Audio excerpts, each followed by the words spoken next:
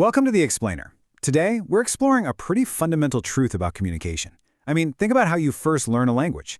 We usually start with basic reading comprehension, right? This means reading a sentence like, Ali woke up early because he wanted to watch the sunrise from the hill, and proving we actually understand the main idea and the details, like why did he wake up? How is the weather? Then we build our vocabulary. We learn definitions, synonyms, idioms, and how to actually use words correctly in a sentence. For instance, you learn that someone who is generous likes to help others, so we practice writing something like, my uncle is generous because he helps poor families. But here's the thing, mastering a language isn't just about collecting a bunch of words in your head.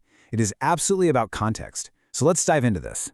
And this brings us to a massive roadblock for so many learners. I want to ask you directly, why do we memorize grammar rules if we can't actually communicate with them? It's a bit of a provocative question, isn't it?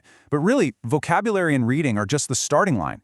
If we don't have context, doing isolated grammar exercises doesn't actually help us connect with other people. Knowing a rule in total isolation, it's literally like owning a hammer but having absolutely no idea how to build a house. We need a much better approach. So, to bridge that gap, we're going to build the ultimate language toolkit. Here's our agenda. We'll start with grammar in real contexts. Then we'll untangle descriptive versus narrative essays, explore persuasive versus argumentative writing, look at practical writing, like reports and letters, dive into literary analysis, and finally, bring it all into the real world with speaking practice. All right, kicking things off with Section 1, Grammar and Real Contexts. Let's start with the absolute foundation of all communication, grammar. Now, grammar in context simply means using grammar naturally while you're speaking and writing to convey a real meaning instead of merely filling in isolated exercises. It's all about embedding those rules into genuine everyday language use. When grammar is actually connected to a meaningful real-life task, your comprehension and long-term retention absolutely skyrocket. To put that into perspective, let's compare the traditional method with the contextual method. Look at a traditional fill-in-the-blank prompt. He blanked to school yesterday. You're basically just recalling a verb out of thin air. Now look at the contextual approach. Yesterday, Ahmed went to school because he had an exam. See the difference? By building this little mini narrative, that past tense verb, went, suddenly has a real understandable purpose. The context tells us exactly why Ahmed did what he did, and it gives a teacher the perfect opportunity to explain why went is the correct choice. The grammar serves the meaning, not the other way around. Moving right along to Section 2, Descriptive versus Narrative Essays. With that foundational understanding of context, let's shift our focus to written application. Context completely dictates our writing style, especially when we enter the realm of creative writing. Now, creative writing uses imagination to entertain or interest the reader.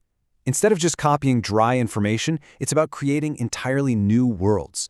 Think about being given a topic like, imagine you found a mysterious key.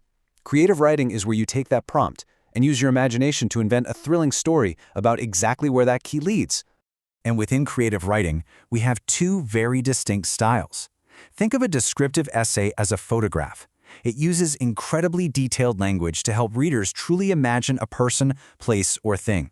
It's sensory, like describing a beach with soft golden sand, blue waves gently touching the shore, and a cool wind blowing across the sea. A narrative essay, on the other hand, that's more like a short film. It means telling a story. It has chronological sequence, characters, a setting, a problem, and a solution. For example, writing about Sarah, who was walking home, found a lost puppy, took it home, and later successfully found its owner. So one holds a moment totally still with detail, while the other moves through events with a plot. Next up, Section 3, Persuasive versus Argumentative Writing. Now, when we step away from creative storytelling and into the realm of debate, we use language to convince others, and we really have two different paths here. Persuasive writing is focused purely on convincing the reader to agree with your opinion. It strongly pushes one main viewpoint. Argumentative writing, however, takes a step back. It presents both sides of an issue first, the pros and the cons, before giving a carefully supported opinion. Its ultimate goal is to prove your side by acknowledging the whole picture. Let's cement this difference with some examples, because it's an important distinction. A persuasive piece on school uniforms might argue, school uniforms reduce bullying and help students focus on learning. Therefore, every school should require them. It pushes a single opinion strongly, right? But an argumentative piece on, say, mobile phones in schools, that weighs the evidence first. It lists arguments for, like how they are helpful for learning and easy communication, and arguments against, like how they can distract students or be used for cheating. Only after laying all that out does it deliver the conclusion. Mobile phones should only be used during lessons with the teacher's permission. One pushes, the other proves. Let's dive into Section 4, Mastering Reports and Letters. Okay, let's pivot to practical, everyday contexts. The way you write changes drastically based on your purpose. If you're doing summary writing, you're taking a passage, like learning that lions are powerful animals that live in prides, hunt at night, and eat meat, and condensing it to just the main ideas in fewer words without changing the core meaning. If you're doing article writing, like 5 Ways to Save Water, you need a title, an introduction, main paragraphs, and a conclusion to inform or explain things to your readers. Then there's speech writing, which requires scripting words specifically designed for a live audience, like, "Good morning, everyone. Today I would like to talk about the importance of reading." And finally, report writing gives clear, factual information about an event, like a science exhibition report detailing the exact date, place, activities, results, and conclusion. Then we have letter writing, which is communicating through a written message, but it's split into 2 very distinct tones. In a formal letter, you're writing to a principal, a teacher, or a company. You state your purpose immediately and remain highly professional. For instance, "Dear Principal, I would like to request leave for 2 days because I am ill."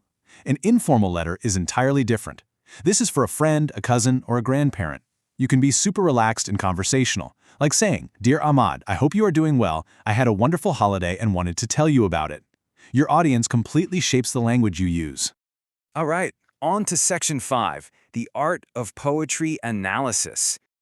Okay, let's shift gears entirely here. We've talked a lot about creating content, but part of mastering a language is knowing how to analyze it.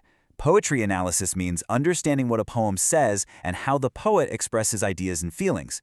Take the line, "The stars shine brightly in the sky." Analysis means stopping and asking, what picture do you actually imagine? What feeling does the poet create? You look for the theme, the mood, the imagery, and the rhyme. And this extends to literature analysis too. When you read a story like The Lion and the Mouse, you study the characters and the exact problem they face to find the overarching theme, which in that specific story is that kindness is always rewarded. It's all about a step-by-step discovery of the author's ultimate message. And finally, Section 6, Finding Your Spoken Voice. So, it is finally time to bring all of these rules and analytical tools off the page and into the real world. Speaking practice is how you learn to express your ideas clearly and confidently out loud. It sounds simple, but honestly, it is the ultimate test of your language toolkit. When a teacher asks, "What is your favorite hobby?" speaking practice means answering using complete sentences, drawing on the right vocabulary, the correct grammar and context, and the appropriate tone. This daily practice builds the confidence you need to deploy all the writing and grammar rules we've discussed today in real-time, real-world conversations. We've covered a tremendous amount of ground today, from the absolute importance of reading comprehension and contextual grammar, to distinguishing between creative essay styles, mastering summaries, articles, speeches, and letters, decoding poetry and literature, and finally speaking with confidence. You now have a complete contextual language toolkit at your disposal. The rules are no longer just abstract concepts on a worksheet, they are instruments you know exactly when and how to play. So I'll leave you with this final, provocative thought. Now that you have the tools, what story will you tell?